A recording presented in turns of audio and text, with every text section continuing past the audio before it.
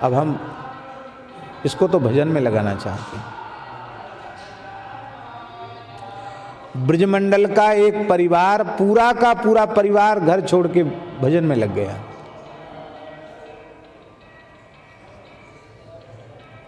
पूज्य स्वामी श्री कृष्णानंद दास जी महाराज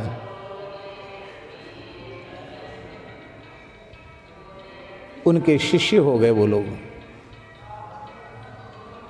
पुरानी बात है, ये वृंदावन का 4 संप्रदाय आश्रम उन्हीं के द्वारा स्थापित आश्रम है।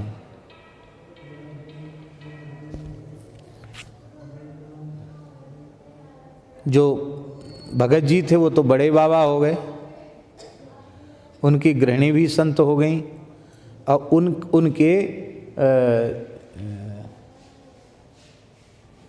3 संतान थी, 2 पुत्रियां थीं और 1 पुत्र। तो पुत्रियां तो बड़े भैया छोटे भैया हो गए और पुत्र महामंडलेश्वर श्री रामदास जी शास्त्री प्रकांड विद्वान थे। कृष्ण करणामृत के ऊपर उन्होंने टीका लिखी है, वो टीका हमारे पास बहुत सुंदर लिखा है, गौड़ीय परंपरा का। तो सारा सब कुछ समाप्त करके, संसार उजाड़ करके गुरु जी के चरणों में आ गए, क्योंकि उन्होंने संस्कार ऐसे दिए थे अपने परिवार को।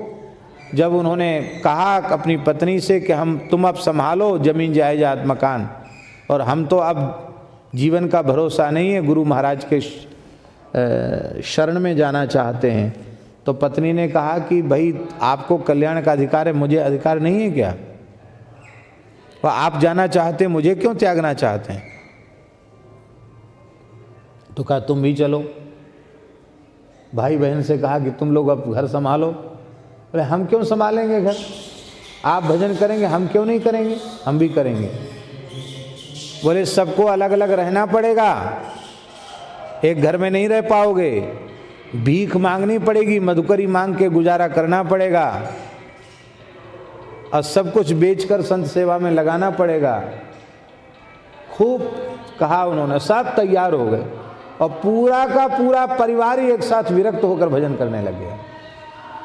उनमें से रामदास शास्त्री जी का दर्शन हमने किया, बड़े भैया जी छोटे भैया जी का दर्शन हमने किया, उनके पूज्य पिताजी का दर्शन तो मैंने नहीं किया, लेकिन इन सब का दर्शन मैंने किया।